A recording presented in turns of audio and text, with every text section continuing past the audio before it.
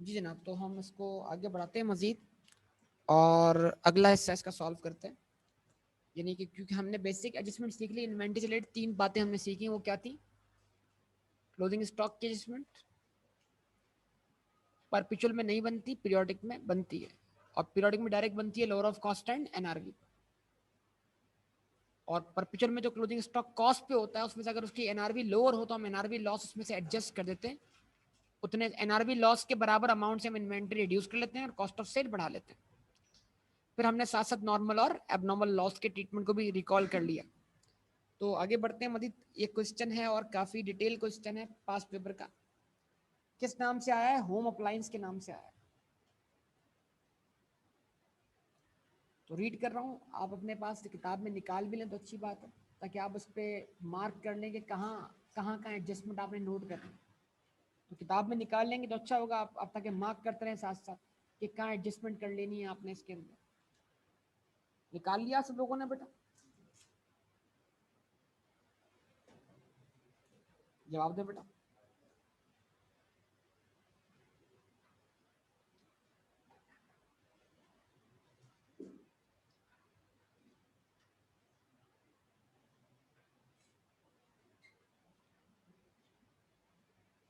Start लेते हैं बेटा question. Home appliances following is the summarized trial balance of home appliances. ठीक है जी, आपके सामने क्या है? ट्रायल बैलेंस है किसका? बोले बेटा। Following the summarised trial balance of home appliances for the year ended 30 June 2017। है कोई आप में जिसने क्वेश्चन अटेम्प्ट किया? एक, दो, तीन, चार अटेम्प्ट किया, हो गया सॉल्व? नहीं हुआ, ये भी नहीं हुआ। बहरहाल देखिएगा तवज्जो से। सबसे पहले आप ट्रायल बैलेंस रीड करते हुए कुछ बातों का ख्याल रखें। ट्रायल बैलेंस के आखिर में डेट देख लें, क्या लिखी हुई है बेटा? ये ट्रायल बैलेंस 30 जून 2017 को प्रोड्यूस हो रहा है, मतलब ये आपका ईयर एंड है। लेकिन फिर वही बात, ट्रायल बैलेंस में कुछ बैलेंसेस क्या होते हैं? ओपनिंग होते हैं। याद है ये बात या भूल चुके हैं इस बात? अच्छा, सब वैल्यूज रुपीज इन थाउजेंड में है। फिक्स एसेट्स मतलब प्रॉपर्टी प्लांट इक्विपमेंट, क्या कॉस्ट है? उनकी अक्यूमुलेट डेप्शन कहां पर? साल के स्टार्ट पर। कितनी? 8,000। इन्वेंट्री का ओपनिंग बैलेंस 8,200। तो इन्वेंट्री का ओपनिंग बैलेंस आ गया है, मतलब सिस्टम कौन सा होना चाहिए? पीरियोडिक होना चाहिए। ट्रेड रिसीवेबल्स और उन पे बना हुआ ओपनिंग अलाउंस या प्रोविजन कितना? 750। Pre payments and other receivable कितने बेटा? Cash and bank balances 1,300। Capital 25,500। Drawings, trade payables, accruals and other payables, sales, return inwards. क्या मतलब? सेल्स रिटर्न, गुड, जबरदस्त, चलेंगे। परचेजेस देख लिया भाई, वेजेस एंड सैलरीज। डिस्काउंट लिखा हुआ है डेबिट साइड पर, allowed. Utility charges, carriage inward भी लिखा हुआ है। तो कैरेज इनवर्ड क्या? डायरेक्टली एट्रिब्यूटेबल कॉस्ट है ना। कॉस्ट ऑफ सेल निकालते हो क्या करेंगे आप? परचेज में ऐड कर देंगे। Running and maintenance expense, financial charges, miss claims income पहले भी आ चुका है। और आपका सबसे फेवरेट अकाउंट सस्पेंस अकाउंट कितना? 940। ऐसे ही। अब देखिए, जो अभी टॉपिक समझाया है वही आ गया आपके साथ। तो इस लाइन को बड़ा गौर से सुनना और समझना है। सिस्टम कौन सा? तो पीरियोडिक सिस्टम में जो इन्वेंट्री गोदाउन में मौजूद नहीं होगी, क्या वो गिनती में आएगी? अब उसके दो रिजल्ट है, क्या उसे गिनती में आना चाहिए? अगर यस तो उसको कॉस्ट पे क्या कर लेंगे? शामिल कर लेंगे। जैसे स्टॉक इन ट्रांजिट ऐड कर लेंगे। Stock on approval, third party को स्टॉक दिया हुआ क्या कर देंगे? ऐड कर देंगे। बोले जवाब दें बेटा। और अगर जो चीज क्लोजिंग स्टॉक की गिनती में आई नहीं है और क्या है? शॉर्ट है, तो शॉर्टेज की, अगर वो शॉर्टेज आपके लिए क्या है? नॉर्मल है। बेटा तो उसकी कोई एंट्री पास नहीं होगी, वो ऑटोमेटिक कॉस्ट ऑफ सेल का पार्ट बन जाएगी। सिस्टम कौन सा है? पीरियोडिक। और अगर वो शॉर्टेज जो है वो एबनॉर्मल है तो उसकी एंट्री बनाकर उसको परचेज में से अलग कर देंगे और उसको अलग से क्या करेंगे? लॉस मानेंगे। और ये जो एंट्री बनती है एबनॉर्मल लॉस की, इसके दोनों इफेक्ट एसओ सीआई में है। इसके दोनों इफेक्ट एसओ सीआई में। फिर बोल रहा हूँ कौन से सिस्टम में? हाँ, परपेचुअल में। परपेचुअल में तो इन्वेंट्री अकाउंट क्रिएट हो रहा है। अब इस लाइन को बड़े गौर से अच्छे तरीके से पढ़िएगा बेटा प्लीज, बहुत तवज्जो। Cost of closing inventory was ₹9 million। बोले क्लोजिंग स्टॉक की वैल्यू कितनी आई है गिनकर? 9 million. However, goods returned by credit customer on 30th June। Goods return by customer on 30th June. Exactly कुछ कस्टमर्स ने आपको गुड्स क्या की? वापस की। कब वापस की? वर received after completion of the count. हम यहां गिनती मुकम्मल कर चुके थे, सारी चीजें बना चुके थे, अचानक से सरप्राइज मिला, कुछ गुड्स क्या आ गई? वापस आ गई। ईयर एंड पे वापस है। क्या वो आपके लिए सेल्स रिटर्न है? उससे आपका रेवेन्यू कम हो जाएगा। अब वो आपकी सेल्स में शामिल नहीं है। बोले तो फिर वो गुड्स जो आपने पहले बेची थी तो वो सेल में शामिल थी, तो उनकी कॉस्ट ऑफ सेल में शामिल होनी चाहिए। लेकिन अगर वो सेल रिवर्स हो चुकी है तो क्या उनकी कॉस्ट ऑफ सेल में शामिल होनी चाहिए? नो। तो वो कॉस्ट ऑफ सेल में शामिल ना हो, इनको आपको चाहिए कि आप इनको क्लोजिंग स्टॉक में क्या कर लें? शामिल कर लें। क्योंकि ये गुड्स बिकने के बाद वापस आ गए, अब ये सोल्ड है अनसोल्ड है? ये बिकी हुई गुड्स की कॉस्ट परचेज में मौजूद होगी। दिमाग चलाएं। बिकी हुई गुड्स की कॉस्ट परचेज में मौजूद होगी। तो अगर आप इस कॉस्ट को परचेज में रहने देंगे और क्लोजिंग स्टॉक में शामिल नहीं करेंगे तो ये कॉस्ट ऑफ सेल में शामिल हो जाएगी कॉस्ट। सोचें, दिमाग चलाएं। तो क्या आप चाहते हैं कॉस्ट ऑफ सेल में शामिल हो? तो फिर क्या करना पड़ेगा? इसको स्टॉक काउंट में शामिल करना पड़ेगा। एग्जामिनर का जरा माइंड सेट समझें। Cost of closing physical inventory was 9 million. गिनकर इन्वेंट्री की वैल्यू कितनी आई? हमने कितने यूनिट गिने थे? 3। रेट क्या लिया था? 1500। 3 मल्टीप्लाई 1500, क्लोजिंग स्टॉक की वैल्यू क्या आई? 4500। जवाब दो ना भाई। तो इस तरह क्लोजिंग स्टॉक गिनकर यूनिट्स काउंट हुए होंगे और फिर उसके बाद रेट क्या हुआ होगा? मल्टीप्लाई। कॉस्ट क्या आई होगी? 9 मिलियन। बोले सब लोग। However, goods returned by a credit customer on 30th June 2017 were received after completion of the count। गिनती गिनने के बाद ये गुड्स रिसीव हुई गोडाउन में, तो क्या काउंटिंग में शामिल हुई? क्या होना चाहिए था? अगर ये गुड्स थोड़ी देर पहले पहुंच जाती तो गिनती में आ जाती। क्या आना चाहिए था? आई नहीं, अब शामिल कर। Therefore not included in the inventory। These goods had been sold for ₹400,000 at a cost plus। तो these goods had been sold, इन्हें बेचा गया था 4 लाख रुपए का। 4 लाख रुपए कॉस्ट है, सेलिंग प्राइस है। और 4 लाख रुपए के अंदर प्रॉफिट परसेंटेज बतौर मार्कअप कितना है? 25%। तो बताइए इन गुड्स को हम इन्वेंट्री में शामिल करेंगे किस पर? कॉस्ट पर या सेलिंग प्राइस पर? तो इनकी कॉस्ट निकालने के लिए एग्जामिनर ने आपको रास्ता दे दिया बतौर मार्कअप। तो 4 लाख को डिवाइड करो 125 से, मल्टीप्लाई करो 100 से, 3,20,000 की कॉस्ट है। लेकिन अगर ये गुड्स वापस आई है, डैमेज वापस आई हो तो, और उनकी एनआरवी 3,20,000 से भी क्या हो? कम हो, तो अब इनको क्लोजिंग स्टॉक में एनआरवी पे शामिल करें या कॉस्ट पे शामिल करें? अच्छा, अगर ये ऑलरेडी शामिल होती तो 3,20,000 निकाल देते, एनआरवी ऐड कर देते, ऐसे ही था ना। लेकिन क्या 9 मिलियन में 3,20,000 शामिल है? तो ये तो 3,20,000 ऐड होगा। 9 मिलियन में या तो 3,20,000 ऐड होगा या इनकी एनआरवी ऐड होगी, विच एवर इज लोअर। सोचें इस बात को। चलें जी, तो लिखा हुआ क्या है? However, the goods are damaged and can be sold at a normal price after repair cost of। अब जब ये गुड्स बिकेंगी तो बिकेंगी 4 लाख की ही, लेकिन अब की बार इनको बेचने के लिए 90,000 का खर्चा करना पड़ेगा। तो नेट रियलाइजेबल वैल्यू कितनी है? 3,10,000। कॉस्ट कितनी है? अब बताइए इनको इन्वेंट्री में इंक्लूड करें किस वैल्यू पर? 3,10,000। मैं फिर रिपीट कर रहा हूं, अगर ऑलरेडी इंक्लूड होती तो किस पर होती? Cost per. 3,20 निकाल देते, 3,10 ऐड कर देते, या फिर टोटल वैल्यू में 10 क्या करते हैं? 10 जो क्या एनआरबी लॉस है वो लेस कर लेते, ऐसा ही है। और इस एनआरबी लॉस की कोई एंट्री बनाते नहीं, क्योंकि अभी तक क्लोजिंग स्टॉक बुक्स में मौजूद ही नहीं है। डायरेक्ट उसको क्रिएट करते हैं किस पर? Lower of cost and NRB पर। बार बार बोल रहा हूं, बड़ी इंपॉर्टेंट बात बोल रहा हूं, इस पर अगर गौर नहीं करेंगे तो बड़ा मसला हो जाएगा। तो जनाब अपने पास बनाइए सबसे पहली एडजस्टमेंट।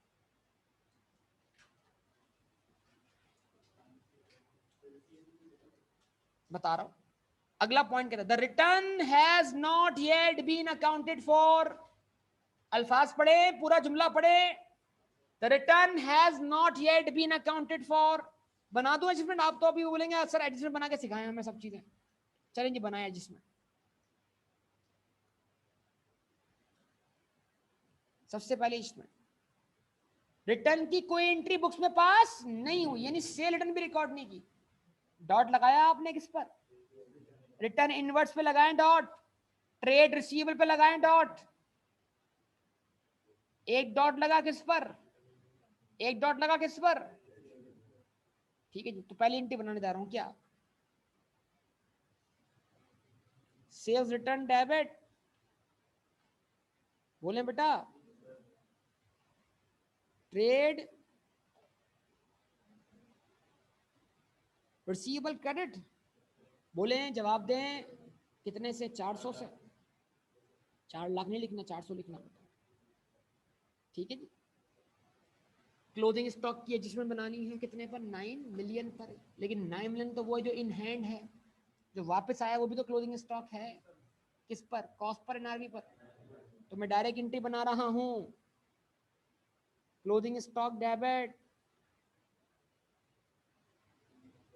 कहां पर? एसओएफपी में बताना पड़ेगा, बतौर एसेट।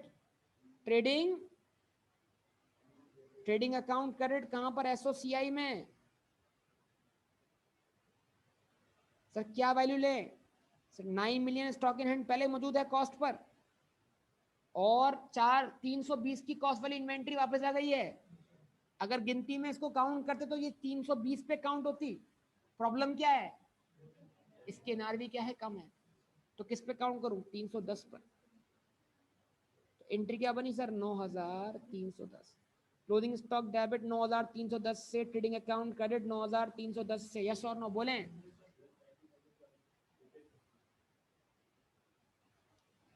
ये इन्वेंट्री कितने की बिकेगी? 4 लाख की।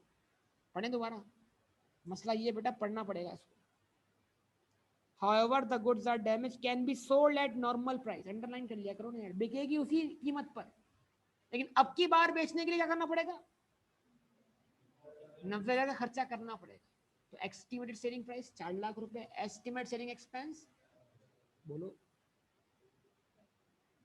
तो 4 लाख माइनस 90, एनआरबी कितनी हुई? 310। कॉस्ट कितनी हुई? 320। किस पे काउंट करूं? लोअर ऑफ कॉस्ट ना। फिर बोल दो गलती नहीं करना, बात दफा इन्वेंट्री ऑलरेडी इन्वेंट्री में काउंट में होती है, तो जो इन्वेंट्री काउंट में इन्वेंट्री कॉस्ट में शामिल हुई है और उसकी एनआरबी क्या है? लोअर है। कॉस्ट निकाल दो, एनआरबी ऐड कर दो। ये अभी यहाँ पर कुछ निकालना नहीं पड़ रहा, क्यों? क्योंकि ये तो गिनने के बाद गोडाउन में आई। समझ रहे हैं इस बात को या नहीं? उसके बाद आगे बढ़ूं।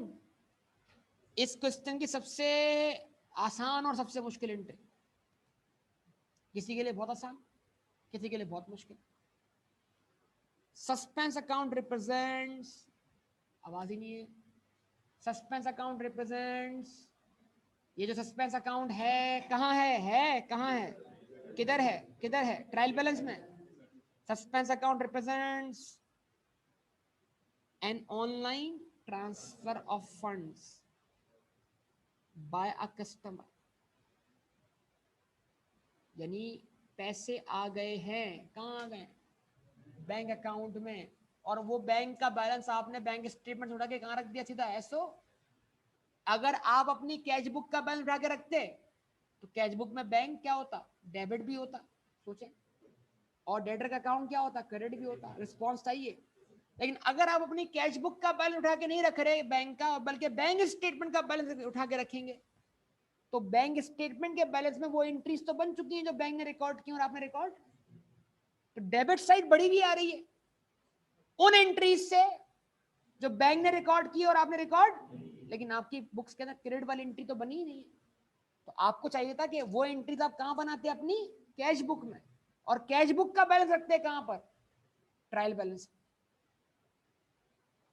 तो सस्पेंस क्यों आ रहा है, सस्पेंस इसलिए आ रहा है कि आपने बैंक स्टेटमेंट से बैलेंस उठा के कहां रख दिया है। तो बैंक स्टेटमेंट का मतलब क्या है, इसमें वो ट्रांजैक्शंस रिकॉर्डेड हैं जो बैंक ने रिकॉर्ड की। तो लेकिन उसका तो वन साइड रिकॉर्ड है ना आपके हिसाब से, डेबिट रिकॉर्ड है और क्रेडिट रिकॉर्ड नहीं है। बोले आपके पॉइंट ऑफ व्यू से बोल रहा हूं। तो अब सस्पेंस आ रहा है। Suspense account represents an online transfer of funds by a customer who avail 5% discount on settlement of the pending amount by 30th June। बताएं, सस्पेंस अकाउंट रिप्रेजेंट करता है किस चीज को, ऑनलाइन ट्रांसफर को, बाय कस्टमर, उसने पैसे ट्रांसफर किए, हु अवेल्ड व्हाट, जिसको क्या मिला है, 5% डिस्काउंट मिला है। बड़ा इसमें परेशान क्या एग्जामिनर ने, on settlement of the pending amount by 30 June 2017, उसका बैलेंस पेंडिंग में था कब, 30 जून पर, और उसी डेट पे क्या कर दी उसने, पेमेंट कर दी। तो इस फर्ज कर लें, एक बात समझिएगा, एक एग्जांपल लेते हैं, एक वैल्यू अपनी तरफ से फर्ज कर लेते हैं, कर लें फर्ज अपनी तरफ से वैल्यू, मान लें वो वैल्यू 100 रुपए थी, डेटर की वैल्यू क्या थी, 100 रुपए, दोहरा दें, डेटर की वैल्यू क्या थी, 100 रुपए। तो अगर डेटर की वैल्यू 100 रुपए थी, उसने आपसे 5% डिस्काउंट अवेल किया, तो बेटा उसने आपको कितना पे किया, तो 95 से बैंक अकाउंट डेबिट होना चाहिए था, डेटर अकाउंट कितने से, 100 से, दोहरा दो, और डिस्काउंट अलाउड कितने से, एक ना भी ठहर जाओ, the amount was credited by bank net of its charges. मैं थोड़ी कहानी और घुमा रहा हूँ, सुनना, इस बात को समझाता हूँ। मान लो डेटर के ऊपर कितना बैलेंस ड्यू था, 100 रुपए, 100 पे आपने कितना डिस्काउंट दिया, 5 रुपए, आपकी जेब में कितने आने चाहिए थे, 95, लेकिन बैंक ने बोला कुछ पैसे हमारे ही बनते हैं। बैंक ने क्या किया, आपके 95 रुपए में से अपने 10 रुपए निकाल लिए, आपको कितना ट्रांसफर किया, 85 रुपए। तो आपकी जेब में कितने पैसे आए, जवाब दो। अगर इस 85 में मैं बैंक चार्जेस दोबारा एड बैक करवा दूं, तो मुझे ये पता लग जाएगा मुझे डेटर से कितनी रकम वसूली, आवाज नहीं आ रही, और 85 प्लस 10, अगर उस 95 को मैं डिवाइड बाय 0.95 कर दूं, तो मुझे डेटर की असल वैल्यू मिल जाएगी। आवाज ही नहीं आ रही है बेटा, यस और नो बोले, क्या कहते हो भाई, आप सबसे पूछ रहा हूं मैं। अच्छा अब बताओ, ट्रायल बैलेंस के अंदर सस्पेंस अकाउंट कितने से शो हो रहा है, 940 बैंक, यानी मतलब क्या है, 940 से बैंक बैलेंस बढ़ा हुआ है, क्रेडिट साइड क्या है, शॉर्ट है, आवाज नहीं आ रही बेटा, और 940 जो है वो 10,000 के बैंक चार्जेस माइनस करने के बाद है। भाई क्या बात समझ में आ रही है आपको, देखिए फिर रिपीट करते हैं।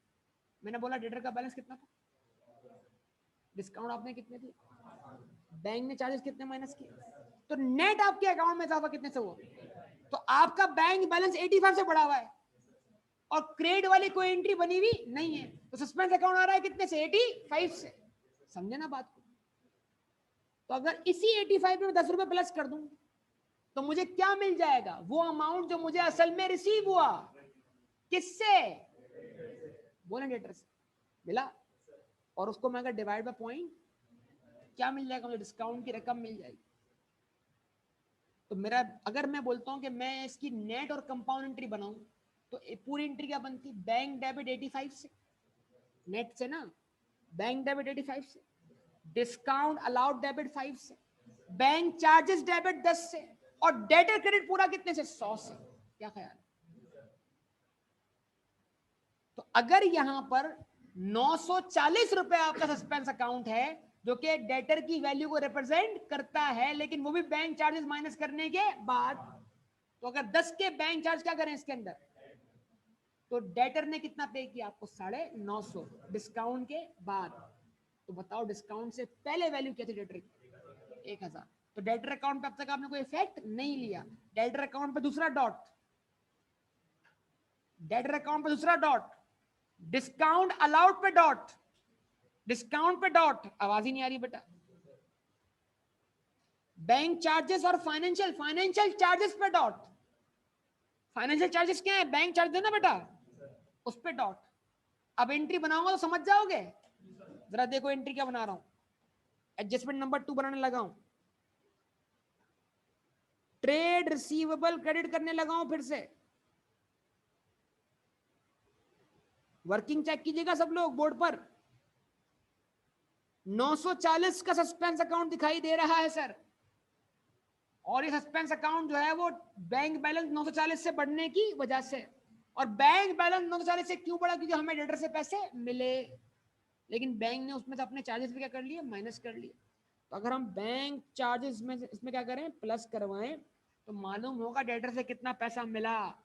और जो मिला वो 5% डिस्काउंट देने के बाद था। मल्टीप्लाई बाय 100 डिवाइड बाय 95, जो मिला वो 95% था। जब उसको डिवाइड बाय 95 किया, मल्टीप्लाई बाय 100 किया, हम वापस कहाँ आ गए सर, 1000 पर आ गए। 1000 पर बोले आया 1000 पर। अच्छा जी, 1000 में से हमें 50 रुपए नहीं मिल सके, दोहराएं, 1000 में से 50 रुपए नहीं मिल सके, क्यों, हमारी मर्जी से। बिल्कुल, हमने क्या दिया, डिस्काउंट दिया। डिस्काउंट को क्या करें हम, डेबिट करें, किस नाम से, डिस्काउंट अलाउड डेबिट। कितने से, 50 से। 10 रुपए और नहीं मिले हमें, क्या डेबिट करें, बैंक चार्जेस, यानी कि फाइनेंशियल चार्जेस, IS1 के हिसाब से फाइनेंशियल चार्जेस। याद है ना ये बात, यस तो कर रहे हैं। अब डिफरेंस कितना बचा, 940। ये वही बैलेंस जिससे बैंक ऑलरेडी क्या हो चुका है, डेबिट हो चुका है। सस्पेंस क्रेडिट हो गया था, क्या करें अब, सस्पेंस क्या करते हैं, डेबिट करते हैं। सस्पेंस अकाउंट कर देगा बेटा क्लोज, यस और नो।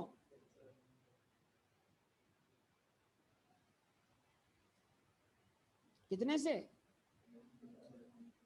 ये आपका फेवरेट अकाउंट क्या हो गया बेटा, क्लोज हो गया। ठीक है जी, एंट्री समझ में आई है। तो आप क्यों नहीं सोच रहे, क्यों दिमाग नहीं चला रहे, पढ़ने से क्यों भागते हैं, लाइन नहीं पढ़ते गौर से।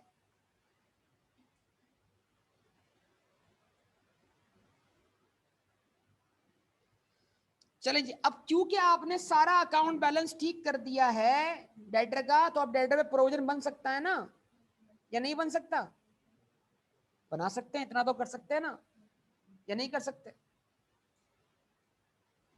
बताइए, बनाइए प्रोविजन, बना के दिखाइए, वैल्यू बताइए प्रोविजन की क्या बनती है। आगे किसी जगह तो डेटर का इम्पैक्ट नहीं आ रहा ना, बस क्वेश्चन एक दफा अच्छी तरह रीड करना चाहिए वैसे पेपर के अंदर। आप बताइए, debtors as per trade receivables as per trial balance कितना है, 12,500। उसमें सेल्स रिटर्न की वजह से कितनी कमी आती है, 400 से कमी आई ना। और उसमें ये सेटलमेंट की वजह से कितनी कमी आती है, 1000 से ख्याल रखिएगा, 1000 से। तो नेट कितना बचा बैलेंस, 11,100 का निकालो, कितना परसेंट, 5%, 500, 555। और आपका ओपनिंग प्रोविजन 750। तो बेटा 750 को 555 बनाना है। प्रोविजन डिक्रीज हो रहा है, इंक्रीज हो रहा है, तो डिक्रीज की बना लो entry.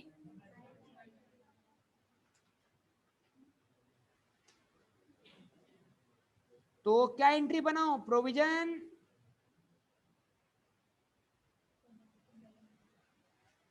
Provision for doubtful debt debit,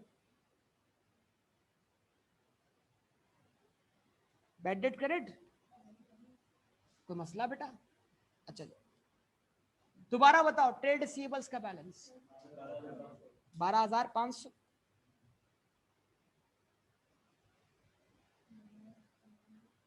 400 क्यों माइनस किए?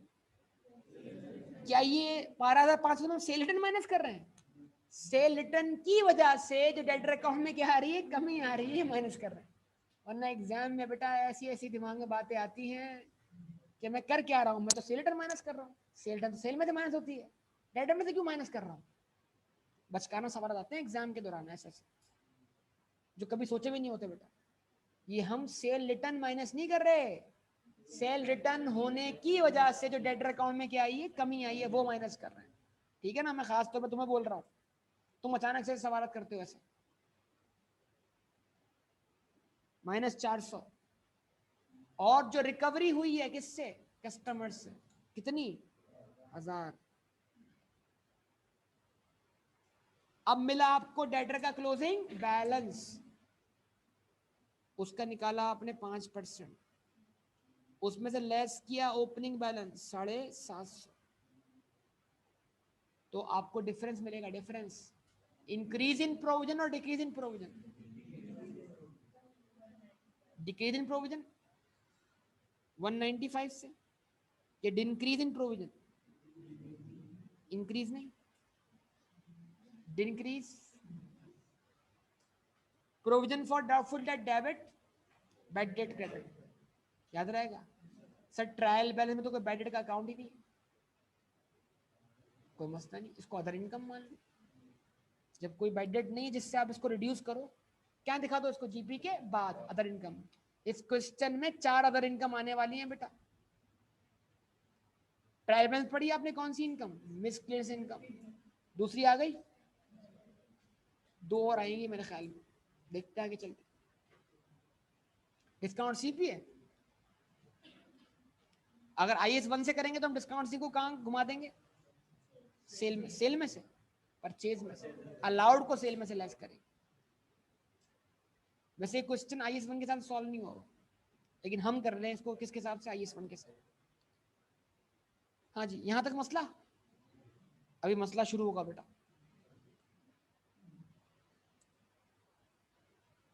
Running and maintenance expense totalling ₹110 were incurred in June 2017। आवाज ही नहीं आ रही यार। 2000 जून के महीने के रनिंग और मेंटेनेंस एक्सपेंस कितने हैं? 1,00,000। क्या ये इनकर हो चुके? क्या ये एक्सपेंस हो चुका है? जैसे जैसे जून की इलेक्ट्रिसिटी इस्तेमाल की जा चुकी है, लेकिन बिल आया, तो आसान लफ्जों में क्या बोलना चाह रहा है? अक्रूड। कि एक्सपेंस ड्यू हो चुका है लेकिन पे नहीं हुआ, क्या करते हैं? अक्रूड करते हैं। क्या करेंगे आप? है ऊपर कहीं लिखा हुआ है, रनिंग एंड मेंटेनेंस एक्सपेंस पे लगा दें डॉट, लग गया डॉट, और ऊपर अक्रूवल्स एंड अदर पेबल्स पे लगा दें डॉट, ताकि आप समझ सके कहां इफेक्ट लेके जाने हैं। क्या एंट्री बनी बेटा?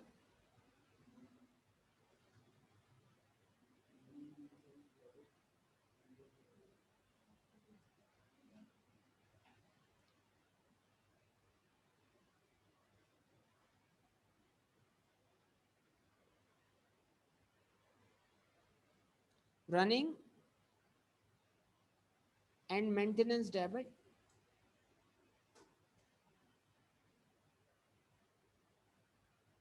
अक्रूवल्स,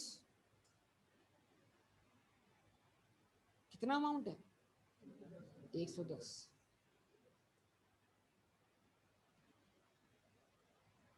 उसके बाद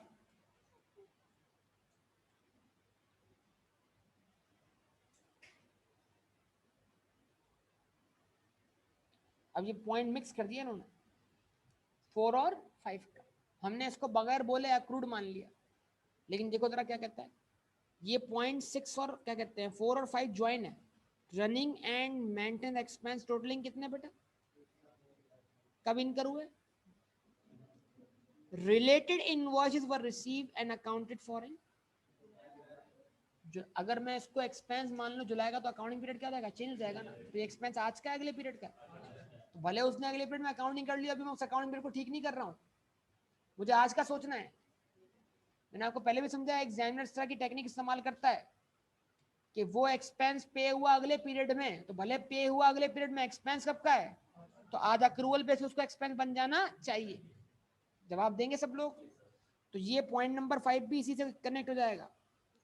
अब पॉइंट नंबर 6 आ रहा है, ये है मतलब दो इसके अंदर एडजस्टमेंट ऐसी हैं जो स्टूडेंट ने अगर कर ली तो मतलब वो एग्जाम में पेपर इनमें जो भी मुश्किल से मुश्किल एडजस्टमेंट है उसको डील कर सकता है। तो एक कौन सी थी बेटा, नंबर 2, और एक कौन सी अब number 6। Machine was rented out to G trader. जागो, रेंटेड आउट का मतलब क्या, आपने रेंट पे दी, मशीन आपकी थी। अगर मशीन आपकी तो आपके लिए क्या हुआ, प्रॉपर्टी, रेंटल टू अदर्स हुआ ना, प्रॉपर्टी प्लांट एंड इक्विपमेंट हुआ, यस और no. Machine was rented out to G trader on 1 October 2016। कब रेंट पे दी,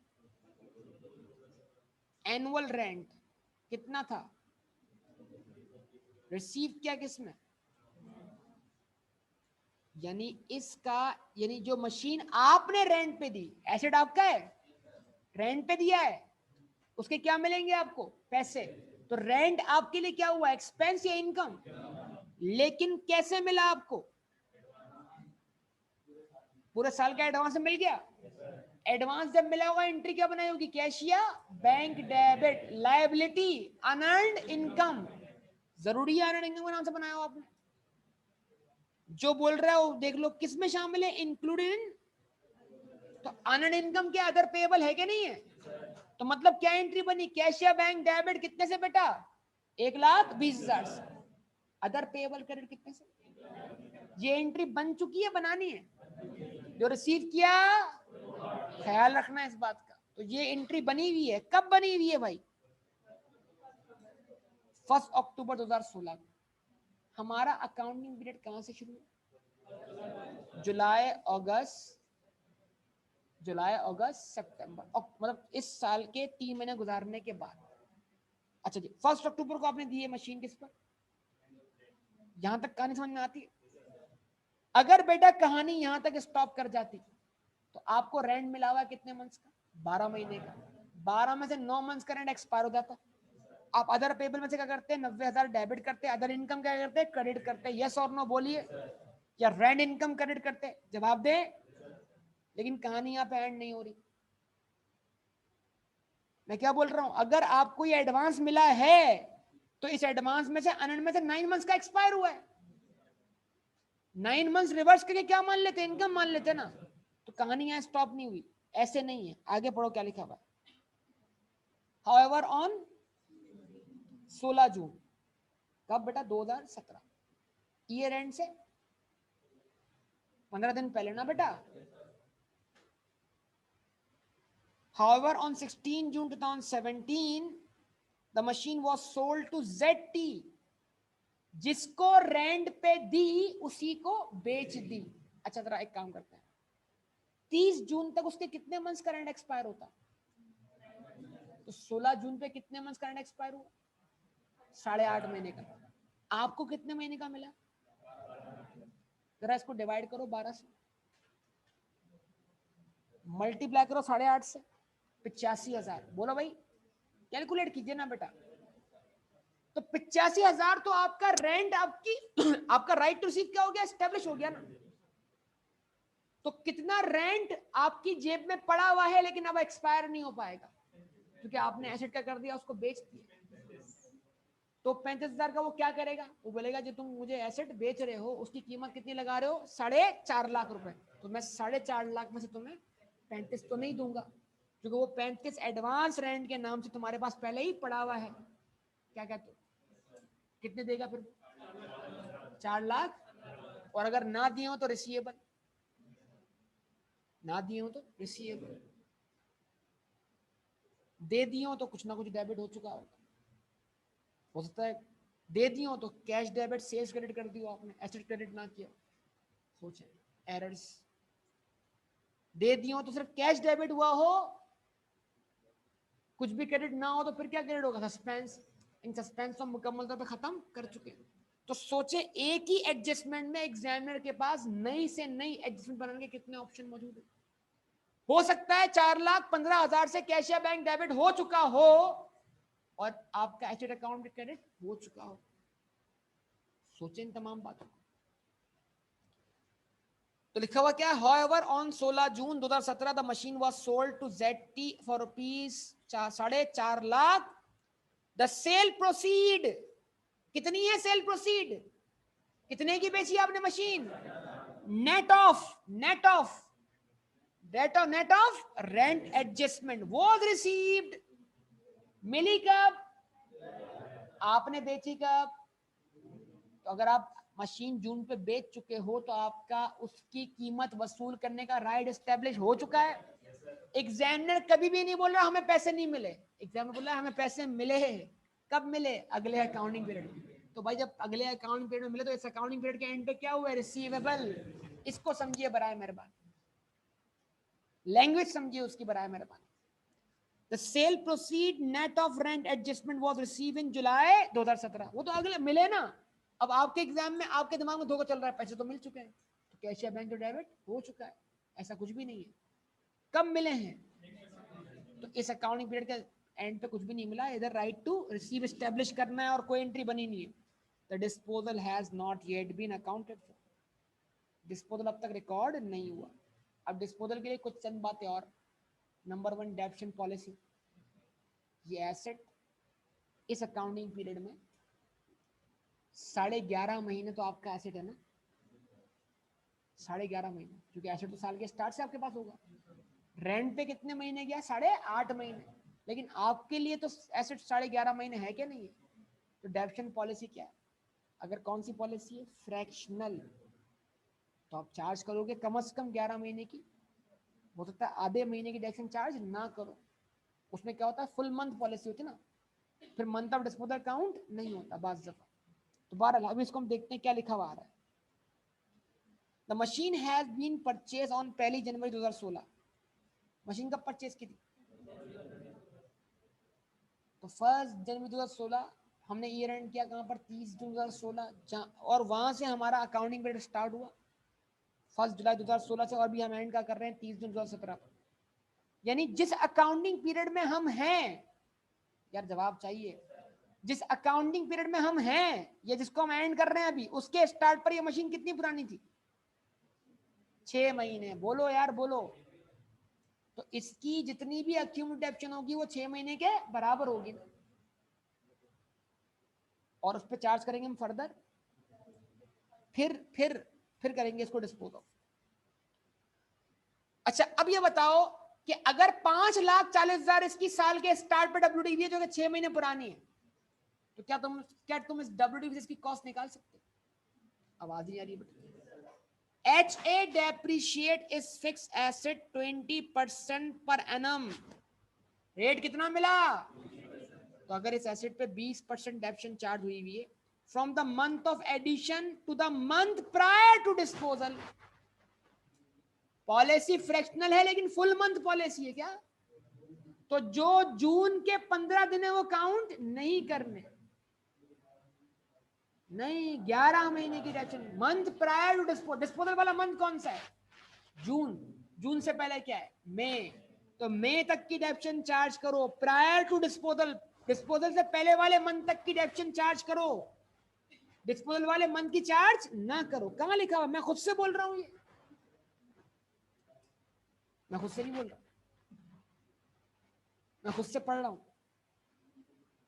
इधर लिखा हुआ है, मैं खुद कुछ नहीं कर रहा। अच्छा, HA depreciate its fixed asset at 20% per annum from the month of addition. अब मंथ ऑफ एडिशन का मतलब क्या हो, भले मंथ के स्टार्ट में आए, भले मंथ के बीच में आए, भले मंथ ऑफ एडिशन पूरा काउंट करना, लेकिन मंथ ऑफ डिस्पोजल पूरा काउंट नहीं करना। क्यों, क्योंकि आपकी पॉलिसी है फुल मंथ पॉलिसी, है फ्रैक्चरल पॉलिसी लेकिन क्या है फुल मंथ, कि आप जब तक मंथ कंप्लीट ना हो तब तक आप क्या करते हैं पूरे, मतलब डिस्पोजल में अगर मंथ कंप्लीट हो जाता ना, ये वाला जून वाला, तो आप क्या करते हैं, अगर ये एसेट साल के एंड पे हो तो हम क्या करते हैं, डेप्शन चार्ज करते हैं। लेकिन ये एसेट जून में नहीं है, तो हम इसके प्रायर मंथ तक क्या करेंगे, डेप्शन चार्ज करेंगे। प्रायर मंथ कौन सा है, मई तक। तो इस एसिड पे चार्ज होगी 11 महीने की डेप्शन। तो अब मसला ये है भाई, डेप्शन तो निकाल लेंगे हम इसके, कोई मसले वाली बात नहीं है, लेकिन इसकी कॉस्ट तो निकालो ना पहले। तो अभी तुम्हें जो WDV दी गई है वो कितनी दी गई है, ये किस पॉइंट पे दी गई है, इस पॉइंट तक एसिड कितना महीना पुराना था, 6 महीने। तो यानी फ्रैक्शनल पॉलिसी का मतलब ये कि इस पे 6 महीने की डेप्शन चार्ज हुई थी। रेट कितना है बोलो, उसको तुमने मल्टीप्लाई बाय 6 डिवाइड बाय 12 किया होगा। ये रेट तुमने पूरा अप्लाई किया होगा, आधा अप्लाई किया होगा, 20 का आधा। यानी इस एसिड पर लास्ट ईयर 20% नहीं बल्कि 10% डेप्शन चार्ज हुई है। तो यानी इसकी WDV कॉस्ट का 90% है। तो 540 divide by 90 multiply by 100, 6 lakh क्या होगा एसिड की कॉस्ट हो। 6 लाख क्या है जाने वाले एसिड की कॉस्ट, बता सकते हैं भाई सब लोग, नहीं यहां बोले there were no addition and disposal during the year except mention अब, सिर्फ एक ही एडिशन डिस्पोजल है, लेकिन ये आपके लिए कितना खतरनाक साबित होने वाला है आपको पता ही नहीं। अब ये इतनी सारी बातें पढ़ ली, अब कोई है जो बना दे इस केस में, कौन है वो बोले, बनाओ।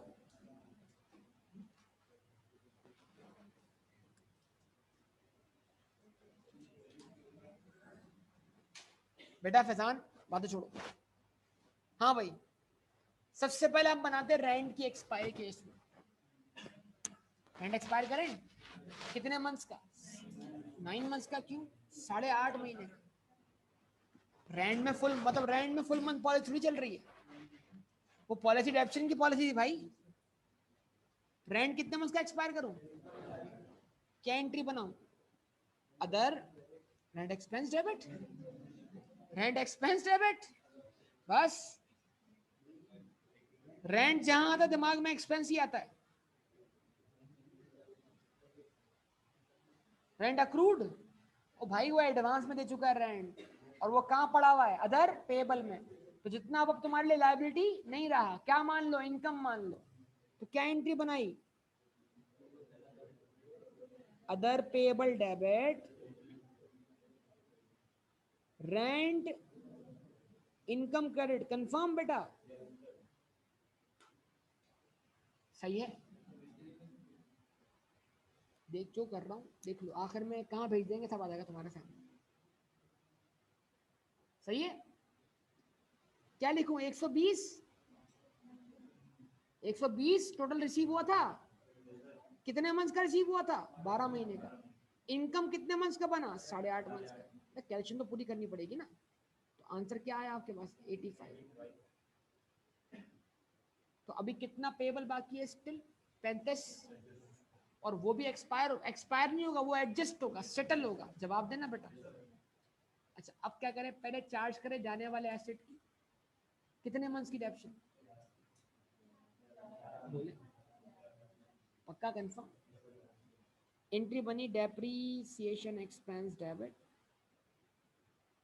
accumulated depreciation credit। ये डेप्शन, ये डेप्शन डायरेक्ट मिल जाएगी, WD दिए ना, लगा दो 20% रेट। भाई RBM में रेट किस पे लगेगा, तो आपकी तो जिंदगी आसान कर दी ना उसने, यदि आपको ओपनिंग WD दी। मसला ये है कि प्रॉब्लम कहाँ होना है आपको, डिस्पोजल में। तो डेप्शन तो फौरी तौर पे चार्ज करो ना। तो क्या WD दी, 540, जो कि पिछले साल की डेप्शन चार्ज करने के बाद है, इस साल की ओपनिंग WD है जाने वाले एसेट की। 540 का निकाला हमने कितना परसेंट, 20%, और मल्टीप्लाई किया 11 से, डिवाइड किया 12 से। क्या आंसर आया, 99।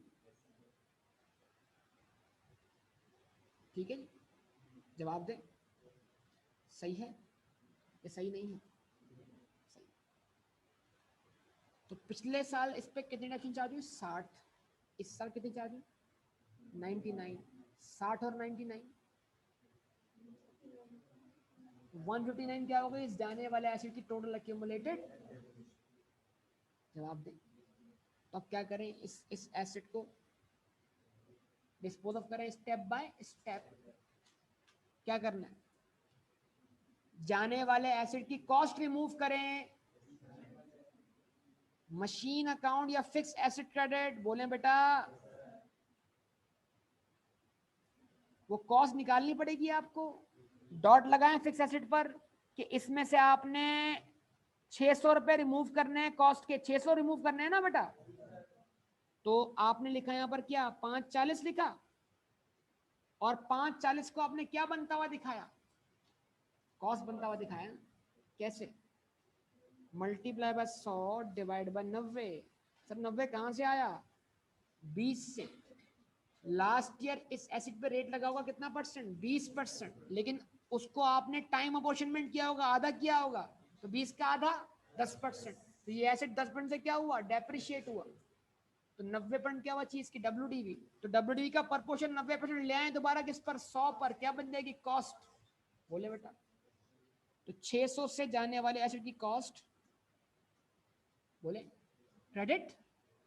अब क्या करें, जाने वाले एसिड की अक्यूमुलेटेड डेप्शन डेबिट कर दें।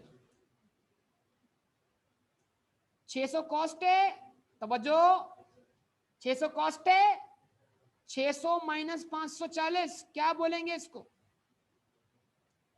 600, माशाल्लाह डब्ल्यूडीवी यार, 600 माइनस 600 कॉस्ट है, 540 डब्ल्यूडीवी है। डिफरेंस क्या है, अक्यूमुलेटेड डेप्शन। कौन सी, ओपनिंग। मजीद इजाफा कितने से हो रहा है, तो टोटल अक्यूमुलेटेड डेप्शन जाने वाले एसेट की 159, 159 से जाने वाले एसेट की अक्यूमुलेटेड डेप्शन डेबिट। बोले अब इसके बदले या तो पैसे मिल गए या मिलने चाहिए। अब मसला है कुछ तो मिल गए, वो कहां पड़े हुए, अदर पेबल में, उसको अदर पेबल से खत्म कर दो। तो अदर पेबल तो पूरा 120 से खत्म हो रहा है, कुछ समझ रहे हो बात या नहीं। क्यों, 85 से एक्सपायर होके 35 से सेटल होकर। तो अदर पेबल डेबिट कितने से, तो जो पैसे अदर पेबल में पड़े थे वो तो सेटल हो गए, सेट ऑफ हो गए। बाकी बैलेंस क्या बना आपके लिए, अदर रिसीवेबल। क्या बना, ट्रेड रिसीवेबल या अदर रिसीवेबल। अगर ये ट्रेड रिसीवेबल फिर प्रोविजन लगना चाहिए ना बेटा, ये ट्रेड रिसीवेबल नहीं है। कितने से, 400। भाई 450 का एसिड बेचा है ना आपने, 406 क्यों निकाल रहे हो, डिफरेंस थोड़ी आएगा। एसिड कितने का बेचा है, उसमें से 35 रुपए तो क्या होगा, सेटल। अब कितना रिसीवेबल है, 415। ब्रैकेट में देख लो भाई, 450 में से 35 सेटल करवा दिए। तुम इसको बैलेंस निकाल रहे हो यहाँ पर, बैलेंस तो गेन या लॉस बनेगा ना बेटा। तो गेन हुआ लॉस हुआ, बेटा देखो गेन हुआ लॉस हुआ, गेन हुआ है। कितने का गेन हुआ है, 9 का गेन हुआ है। अब एक आखिरी चीज रह गई बेटा, वो क्या है, वो ये है बकाया एसिड की डेप्ट जो हमेशा रह जाती है। जैकॉट में भी रह गई थी, पिछले वाले फल अकाउंट में रह गई थी, इसमें भी रह गई। निकाल सकते हैं, बहुत आसान। कॉस्ट में से क्या निकालें, डिस्पोजल 600 निकालें, बचेंगे रिमेनिंग एसेट्स। आवाज नहीं आ रही बेटा। अक्यूमुलेटेड डेप्शन में से क्या निकालें, जाने वाले एसेट की अक्यूमुलेटेड डेप्शन। कितनी निकालेंगे, वो जो बैलेंस है वो ओपनिंग है, या तो उसको पहले 99 से बढ़ाएं, फिर 199 क्या करें, 159 लेस करें। आप जो बैलेंस उठा रहे हैं, आपको ट्रायल बैलेंस में जो बैलेंस दिया, ओपनिंग दिया, क्लोजिंग दिया, क्या उसमें 99 का इजाफा हो चुका है। आवाज ही नहीं आ रही यार। वो तो अभी आपने अपनी एंट्री में किया है ना, वो उस बैलेंस में कहां हुआ है। तो उसमें उसमें जाने वाले एसिड की कितनी एक्यूमुलेशन है, 60। तो 60 रिमूव करें, या अगर रट्टा लगाना है तो क्या करें, उस बैलेंस को उठाएं, पहले 99 से बढ़ाएं, और 99 से बढ़ाने का मतलब क्या है कि अब जाने वाला एसिड का आपने लेवल कितना कर दिया उसके अंदर, 159। 99 से बढ़ाएं, 159 से क्या करें, खत्म करें। तो अब क्या करते हैं, जरा करते हैं कैलकुलेशन, बहुत तवज्जो। Cost as per trial balance cost बताओ फैजान, फिक्स एसिड की 35,000। इसमें से कितनी कॉस्ट रिमूव हो रही है फैजान, 600। बैलेंस बताओ,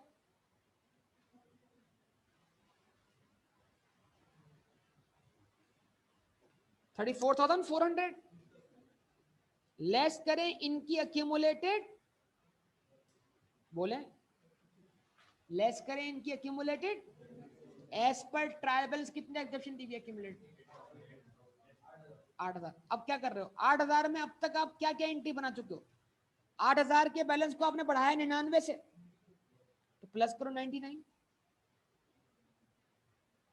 बोले भाई बोले और आप उसको खत्म कर रहे हो कितने से 159 से माइनस करें 159 इफेक्ट स्टार्ट का ही आएगा दिमाग चलाए तो क्या बचेगा आंसर 8,000 7,000 7,940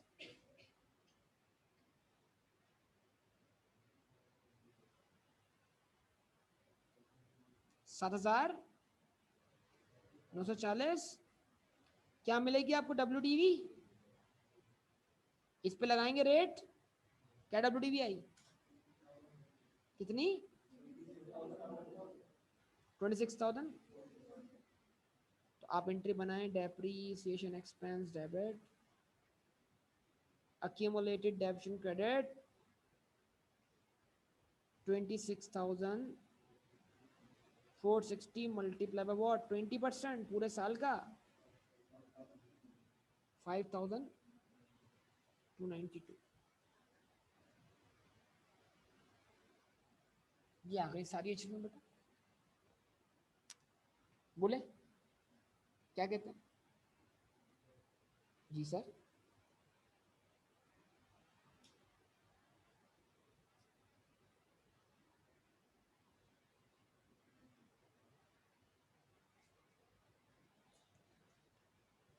हाँ जी बेटा क्या खो गया मुझे बता दो कौन सी अचीवमेंट खो गई वापस ले आऊंगा फिक्र ना करो हाँ दिमाग खुल गया दिमाग खो गया होने क्या खुल गया बेटा आपकी इन्वॉल्वमेंट नहीं है तो कुछ भी नहीं होगा इसके अंदर बेटा जब मैं बता रहा हूँ तो सब कुछ आ रहा है लगे था ये अच्छी बात अब क्वेश्चन सॉल्व कौन करेगा हम तो करेंगे नहीं हम तो एग्जाम में करेंगे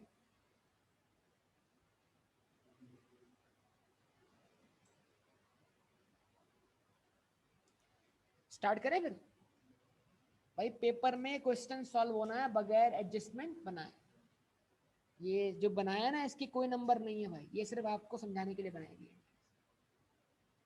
एग्जाम अगर ये करके आएंगे तो क्या नंबर मिलेंगे कुछ भी नहीं मिलेगा 0 क्योंकि रिक्वायर्ड ही नहीं रिक्वायरमेंट क्या है SOF पेंसिल ठीक है जी जवाब दें स्टार्ट करें फिर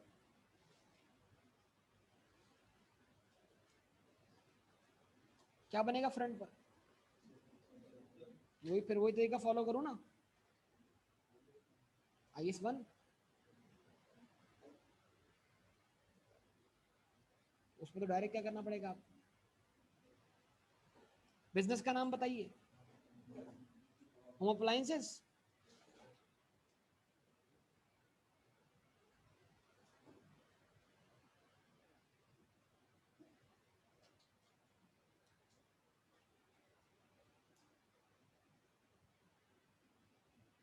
क्या बना रहे हैं आप फ्रंट पे क्या रख रहे हैं स्टेटमेंट ऑफ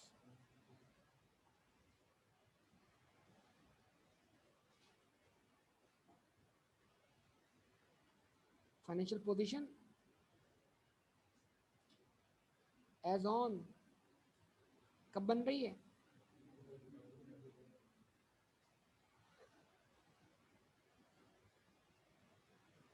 दो कॉलम बनाएंगे 2017 और कंपैरेटिव 2018 16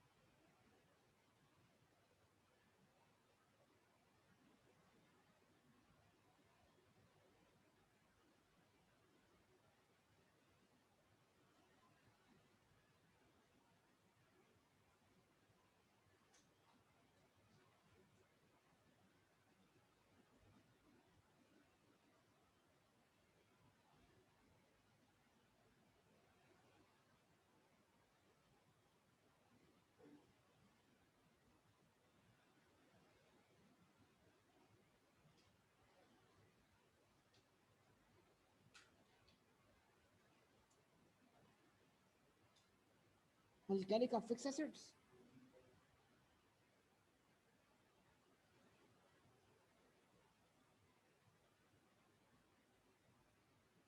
कर लें इसकी वर्किंग।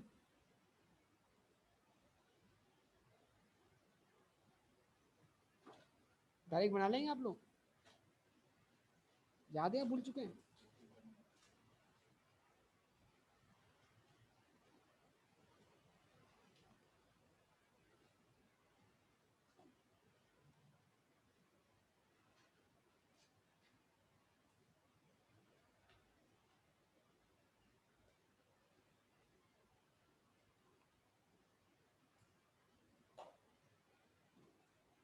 ओपनिंग कॉस्ट क्या दी हुई है?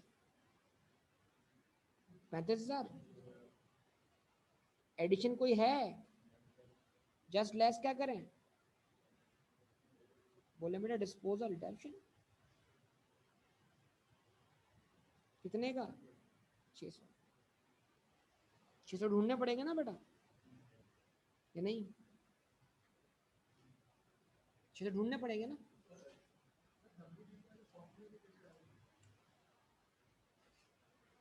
मतलब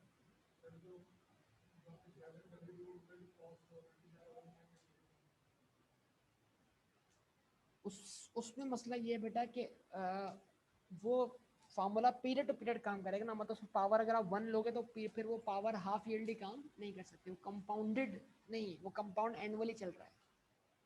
तो पीरियड अगर आप 1 लगाओगे तो 1 पीरियड किसको मानेगा, 1 साल को मानेगा। और आप अगर आप 1 हाफ को किसको मानते हो, हाफ ईयर को, तो वो फार्मूला काम नहीं करेगा, फिर आपको डायरेक्ट इसको मैनुअली वर्कआउट करना होगा। तो कहीं भी अगर आरबीएम में फ्रैक्शनल डेप्शन आ जाती है तो फिर उस फार्मूले से हटकर आपको मैनुअल वर्किंग करना आनी चाहिए। कितना बैलेंस बचा आपके पास? 34,400। ये क्या है बताएं? क्लोजिंग कॉस्ट है। इससे लेस क्या करना है? Closing WDV. माशाल्लाह।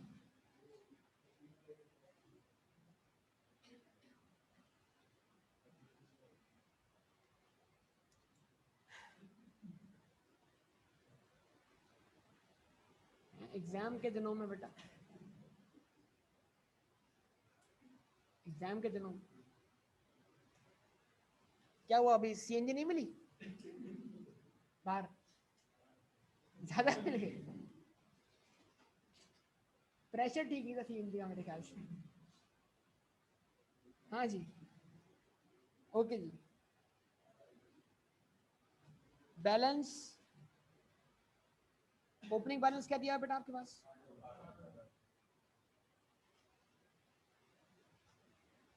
8,000 में सर हम टोटल डेप्शन कितनी चार्ज कर रहे हैं? इसकी वर्किंग आपने कर ली पीछे बेटा। एक चार्ज कर रहे हैं 99, प्लस चार्ज कर रहे हैं कितने, 5,290।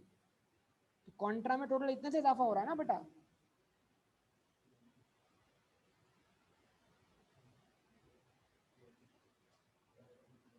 5,292।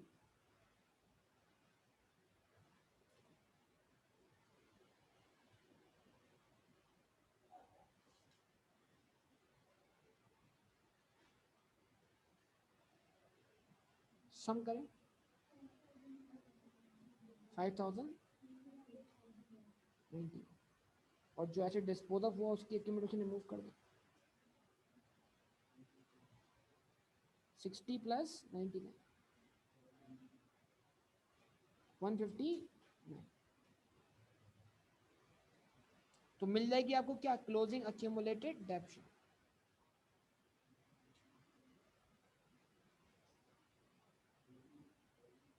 और इससे भी आसान चीज क्या, की अकाउंट बनाना है किसका? क्या आंसर बेटा इसको बताइएगा? कितना? 13,232 क्या है? क्लोजिंग एक्यूमुलेटेड, लेस करें इसको।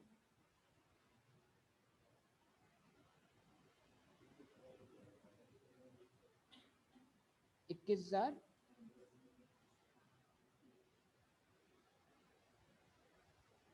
वन 168। तो ये ले जाए कहाँ पर, स्टेटमेंट ऑफ फाइनेंशियल पोजीशन। 21,168।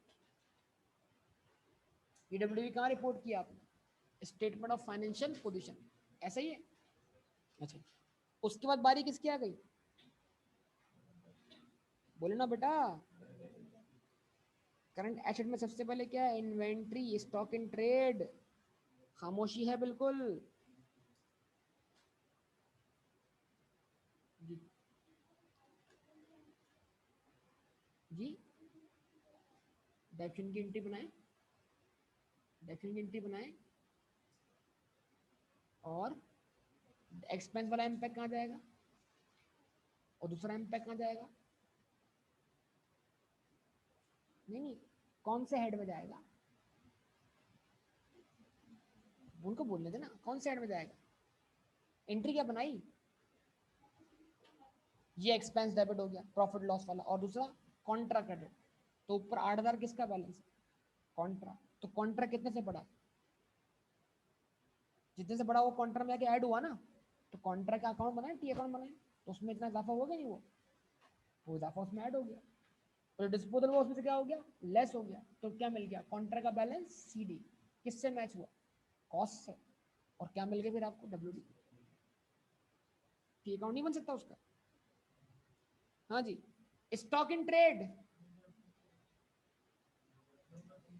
पता है ना कैसे आ रहा है? खुद ही खुद तो नहीं आ रहा ना बेटा। अच्छा,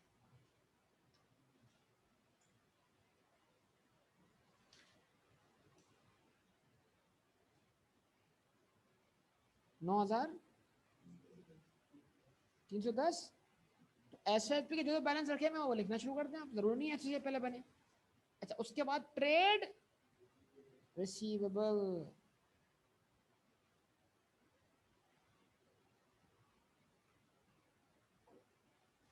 हाँ भाई, बताओ भाई। स्पेस नहीं है तो वर्किंग करना जाएगा। अब बोलो वर्किंग नंबर 2 किसके लिए?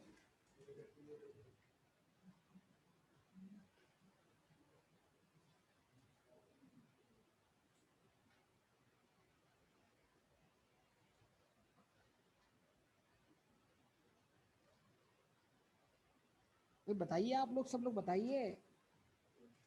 As per trial balance. आप तो बिल्कुल खामोश हैं। ट्रायल बैलेंस में कितना लिखा हुआ है?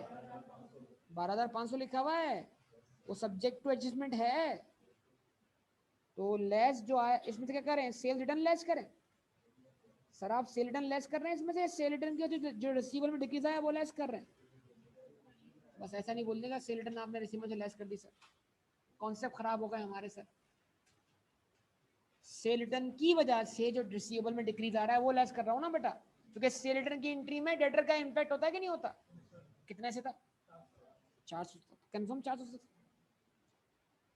और उसके बाद सेटलमेंट 1,000 की ना, याद है या भूल गए हो?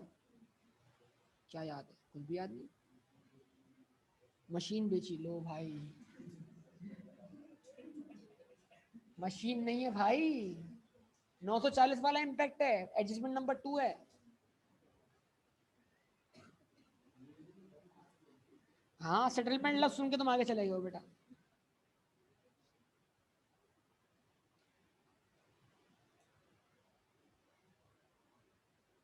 नंबर 2 पढ़ो, नंबर 2।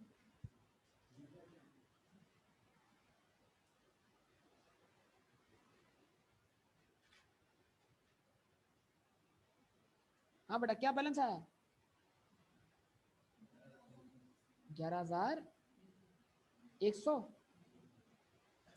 इस पे क्या बनेगा? हाँ बेटा, जागा जागा जागा जागा जागा जागा जागा जागा जागा, हाँ। उसका रिसीवेबल, ट्रेड रिसीवेबल है, अदर रिसीवेबल। और मैंने उसको भी बोला कि अगर उसको मैं इसमें ऐड कर दूं तो क्या हो जाएगा, इस पे प्रोविजन बन जाएगा।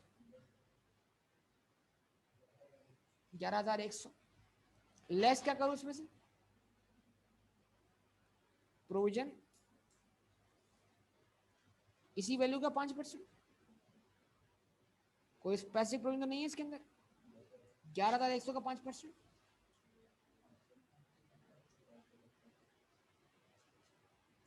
तो डायरेक्ट मुझे वो बैलेंस मिल जाएगा जो कहाँ देगा, एसओ एफपी।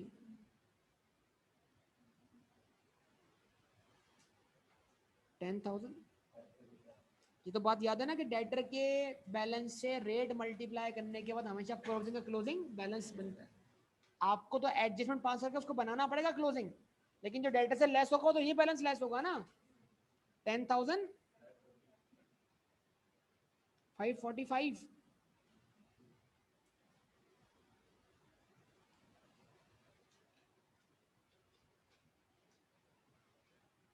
बोले बेटा ऐसा ही है।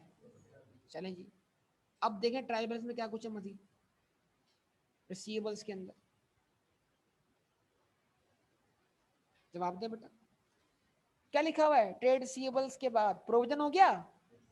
अब लिखा हुआ दिख रहा है आपको pre payments and other receivables. जागे जागे, नहीं दिख रहा? बताएं ये क्या है, ये है कि नहीं है? तो अदर रिसीवेबल इसी में ऐड होंगे ना आके। वो जो मशीन डिस्पोज ऑफ की उससे कितने पैसे मिलने हैं? 415। 415। 450 में से 35 निकालने के बाद 415। भाई याद है या नहीं याद? इतनी बातें याद रहेंगी इंशाल्लाह, बोलो इंशाल्लाह याद रहेंगी। अच्छी बातें बोला करो, ठीक है जी। बताओ भाई, रिस्पॉन्स करो, पता नहीं कहाँ खो गए। प्री पेमेंट अदर रिसीवेबल, ये तो मैं कर रहा हूँ सॉल्व, तुम लोग तो क्या कर रहे हो बैठ के खाली देख रहे हो। सॉल्व कैसे कर रहे हो फिर? 2350 इस पे कोई डॉट लगा हुआ था पहले? पुराना कोई डॉट है तो एक ही डॉट लगाना, कौन सा? अदर रिसीवेबल वाला। मैं ये भी बोलता हूँ आपको, पढ़ते वक्त आप जहां जो एडजस्टमेंट आना चाहिए उसका नंबर भी वहां डाल लिया करो, ताकि याद रहे कि हाँ ये वाली एडजस्टमेंट यहाँ पर आएगी। आप जवाब ही नहीं दे रहे यार, क्या करें भाई? क्या लिखूं यहाँ पर? Pre payments and other receivables.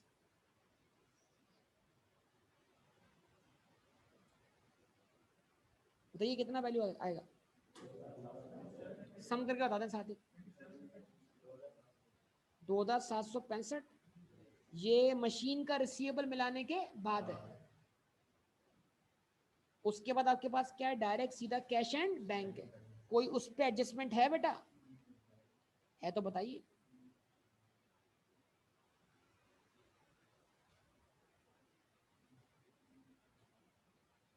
कितना? ये आपकी एसिड साइड बेटा टोटल हो गई। इसके अलावा कोई और एसिड हो तो बोलिए। पता नहीं सर, भाई क्वेश्चन रीड किया हो तो बोल, बताया ना, नहीं किया तो आप क्या कर रहे हैं?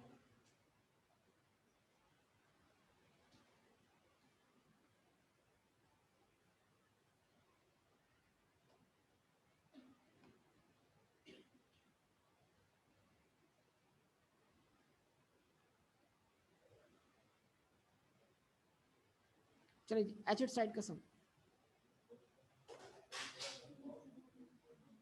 23,920 और टोटल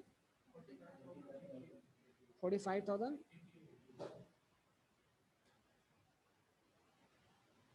उसके बाद बेटा इक्विटीज एंड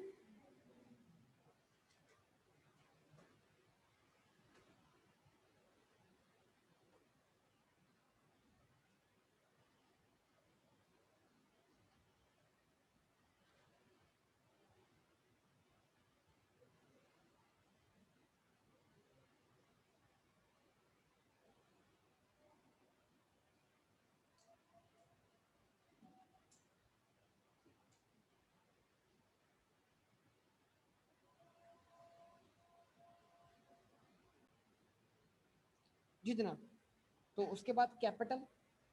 अच्छा, और जानते हैं अगर कंपनी की तो क्या लिखेंगे आप, शेयर कैपिटल। कैपिटल की वैल्यू कितनी दी हुई है आपको?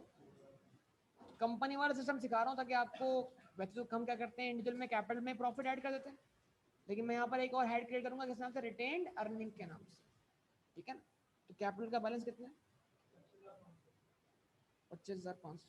ये मैंने एज लिख दिया यहाँ पर, ठीक है जी। और जो भी प्रॉफिट है वो किस हेड में दिखाऊंगा? Retained earnings.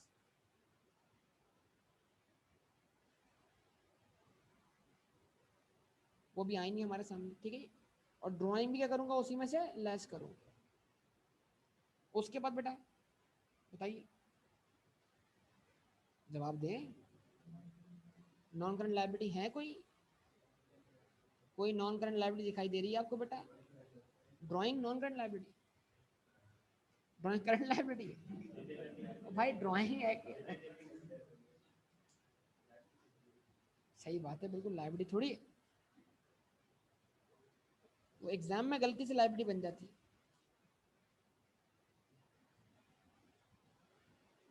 करंट लायबिलिटीज,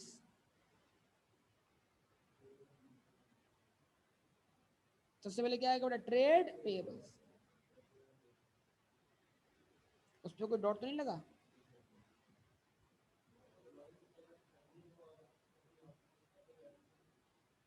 माशाल्लाह, क्या बात है जी।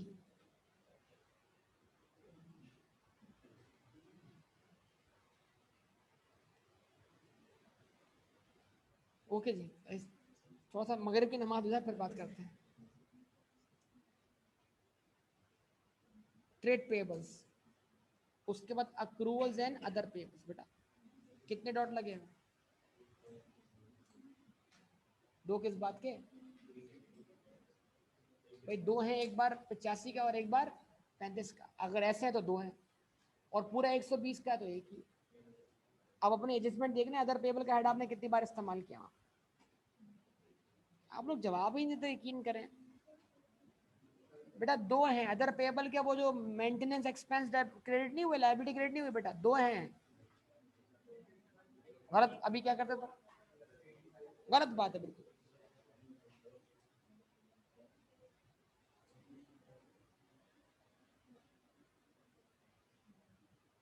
अदर पेबल का बैलेंस कितना है ट्रायल बैलेंस बताइए? 5,310 माइनस 120। 120 क्यों? 85 एक्सपायर, 35 सेटल्ड, टोटल 120। और प्लस कितना? 110। नेट इम्पैक्ट 10 का आया, 5,300। उसके बाद जवाब दें। कोई और लाइबिलिटी भी नहीं है? आपका जवाब ही नहीं मिल रहा। कोई और लाइबिलिटी है ही नहीं इसके अलावा? बाकी नहीं है? चलो,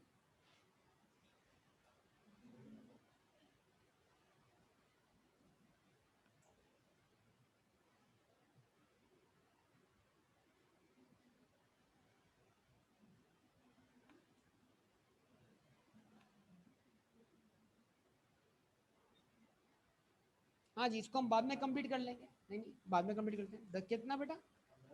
वो तो 15,500 जी है ना। वो तो हम ये कर सकते हैं कि हम ये वाला बैलेंस जो है इसको उठा के यहाँ रख दें, उसमें तो ये माइनस कर लें, ये मिल जाएगा, ये माइनस कर लें, ये मिल जाएगा। लेकिन हम बना रहे हैं क्या? एसोसिएट। क्या लिखा आपने बेटा? Home appliances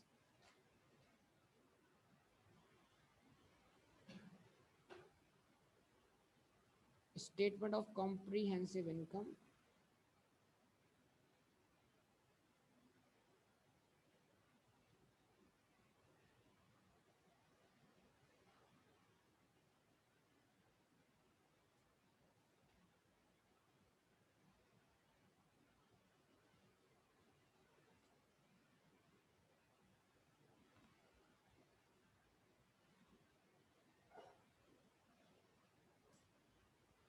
for the year ended 30th June 2017,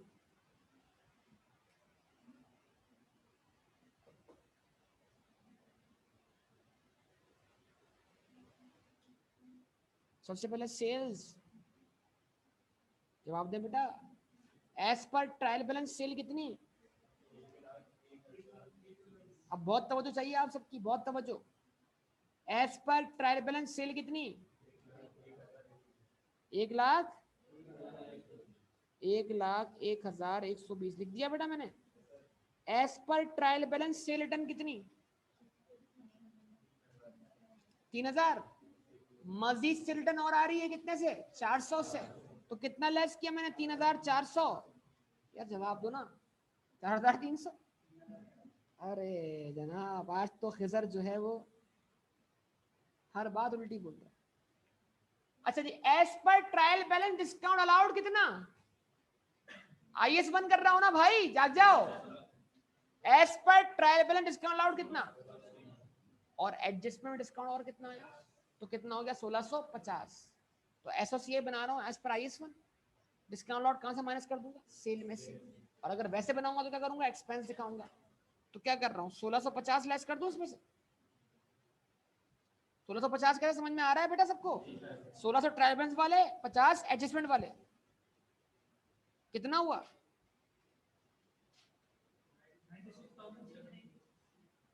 96,070 less cost of sales. उसके लिए करनी पड़ेगी वर्किंग। बोले बेटा।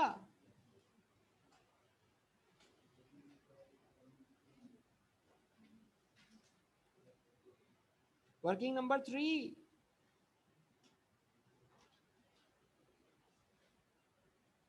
Cost of sales. आपका जवाब नहीं मिल रहा। ओपनिंग स्टॉक, ओपनिंग स्टॉक कितना है?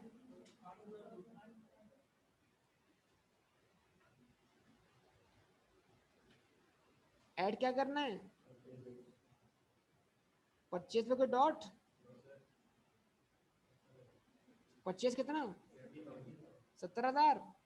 कोई परचेज रिटर्न दी हुई है आपको? नहीं। कोई डिस्काउंट रिसीव्ड है? कोई डिस्काउंट रिसीव्ड है? देखना चाहिए तरीके से। पूरे क्वेश्चन में कोई भी नहीं है? अच्छा। कोई कैरेज इनवर्ड है? ऐड कर दो।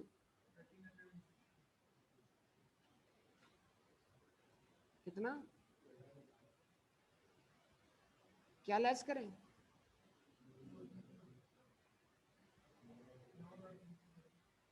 9,310।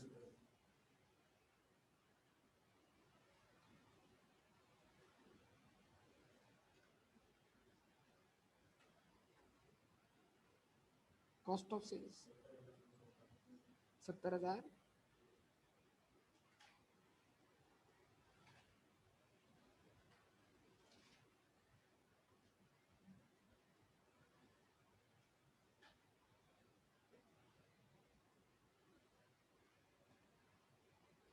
जवाब दें बेटा। क्या आया बेटा? बोलो बेटा। नमाज का टाइम जा रहा है बेटा, जब आप जवाब दो। कितना आया? 25,000। कितना? ये क्या आया? इसमें ऐड क्या करूं? अदर इनकम एक ही है, एक से ज्यादा है? तो अदर इनकम की लगाओ हेडिंग और दिखा दो वर्किंग।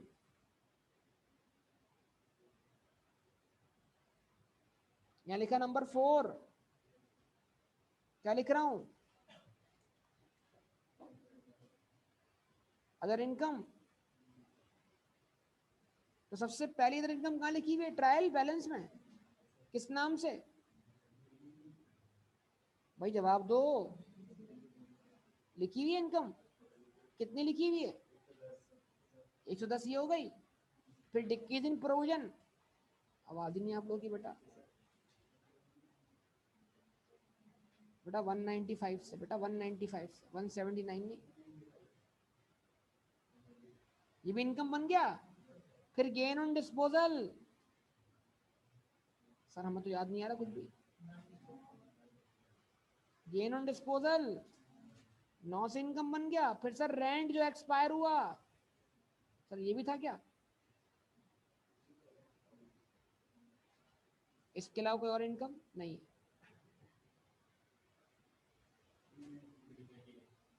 399 की इनकम आ गई बेटा।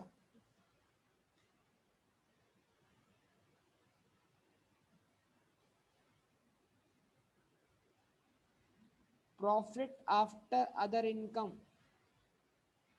आवाज नहीं रही बेटा। Profit after other income 25,820 plus 399, क्या कर रहे हो आप? कितना? 36,000। 26,000, 26,219 लेस वॉट।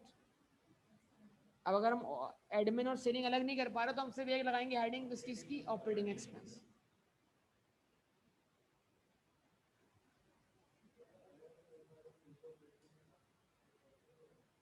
फर्क पड़ेगा, था इसी बात। खुद बोल रहे हो अलग अलग कर पा रहे हो।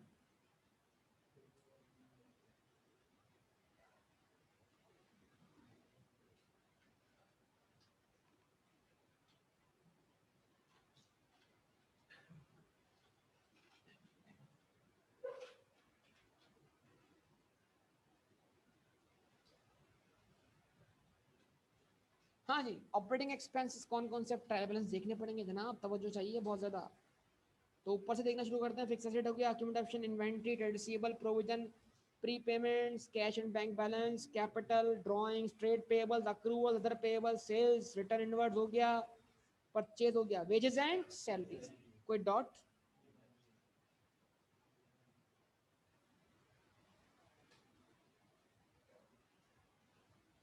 $5,900। उसके बाद डिस्काउंट्स का इफेक्ट आ गया, यूटिलिटी चार्जेस, कोई डॉट?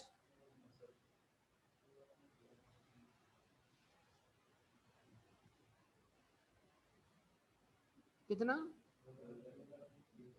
2,350। उसके बाद बोले बेटा, तो इस पे डॉट लगा हुआ है ना।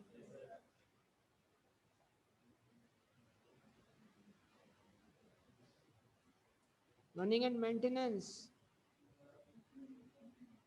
3,290 प्लस 110, कितना हुआ? पूरा बताओ। 3,400। डायरेक्ट लिख रहा हूँ 110 का इजाफा करने के बाद। उसके बाद बस कंप्लीट। डेप्शन नहीं आएगी बेटा, वो तो बता रहा हूँ ना, फाइनेंशियल चार्ज तो अलग से आते हैं। फॉर्मेट भूल गए आप लोग क्या? ऑपरेटिंग के बाद आएगा ऑपरेटिंग प्रॉफिट, उसके बाद लेस होंगे फाइनेंशियल चार्जेस। अब यहाँ ऐड करें आप डेप्रिसिएशन।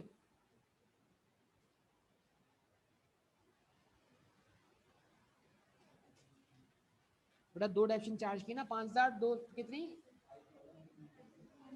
दोनों का सम बताओ। 5,391 सम कर लें एक्सपेंस का।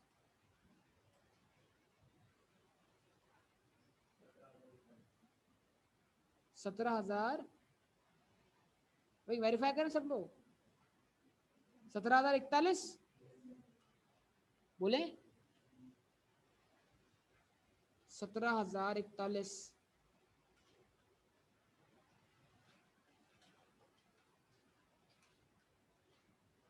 अब जो आंसर आएगा उसको बोलेंगे आप ऑपरेटिंग प्रॉफिट।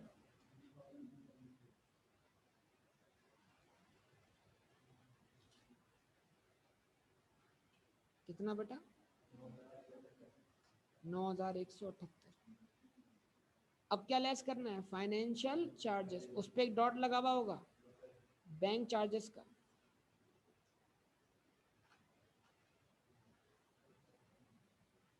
फाइनेंशियल चार्ज कितना है ट्रायल बैलेंस के हिसाब से? +10।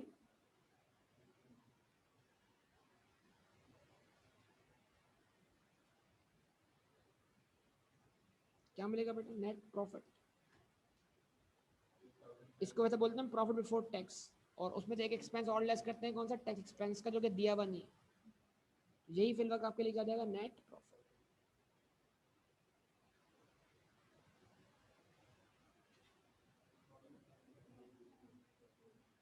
3005 चलिए आ जाए दोबारा कहाँ पर SOFP बोले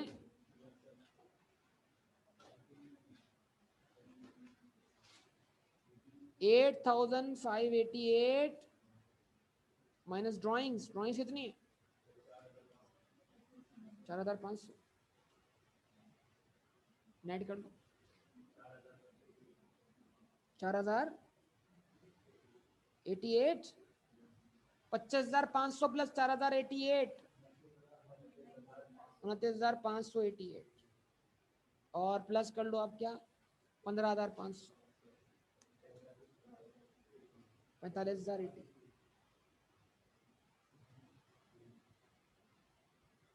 ये आपका SOFP क्या होगा बेटा बैलेंस होगा